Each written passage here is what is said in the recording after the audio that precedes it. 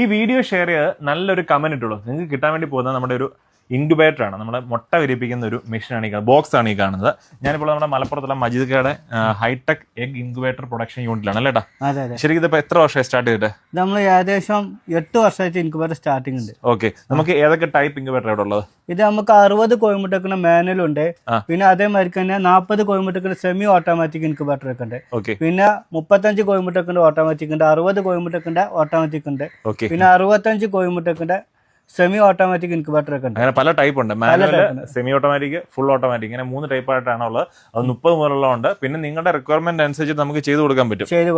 നിങ്ങൾ ജോലി ചെയ്യുന്നതിനോടൊപ്പം അതിനായിട്ട് അഡീഷണൽ ആയിട്ട് വരുമാനം നിങ്ങൾ ഉദ്ദേശിക്കുന്നുണ്ടെങ്കിൽ അതിന് പറ്റിയ ഒരു സംരംഭമാണ് നമ്മുടെ ഈ ഒരു മുട്ട വിരിപ്പിച്ചു കൊടുക്കുക അല്ലേ, എഗ് ഇൻക്യുബേറ്റർ. അതും വളരെ വിലക്കുറവാണ്. നമ്മുടെ ഇവിടുത്തെ ഒരു സ്റ്റാർട്ടിംഗ് വില എത്ര വരുന്നത്? അവിടെ സ്റ്റാർട്ടിംഗ് ആയിട്ട് 60 കോയിമുട്ടൊക്കെ ഉള്ളത്. അതിന് എത്ര വില? 1700 കൊറിയർ ചാർജ് വരുന്നത് 1700 രൂപ മുതൽ. അതും കൊറിയർ ചാർജ് ഉൾപ്പെടെ നമുക്ക് കേരളത്തിൽ എവിടെ നമ്മൾ എത്തിക്കുന്നു 1700 രൂപയ്ക്ക് നമുക്കൊരു ഇൻക്യുബേറ്റർ കിട്ടും. നമുക്ക് അതിനകത്ത് മികച്ച വരുമാനം നേടാനും പറ്റും. അപ്പൊ നിങ്ങൾ മറക്കണ്ട, ഈ വീഡിയോ ഒന്ന് ഷെയർ ചെയ്തോളൂ, നിങ്ങളുടെ സ്ഥലം ഒന്ന് കമന്റ് ചെയ്തോളൂ. അപ്പൊ നമുക്ക് തിരഞ്ഞെടുക്കപ്പെടുന്ന അതിനകത്ത് ഒരാൾക്ക് നമ്മൾ ഈ ഒരു ഇൻക്യുബേറ്റർ നമുക്ക് കൊടുക്കാം.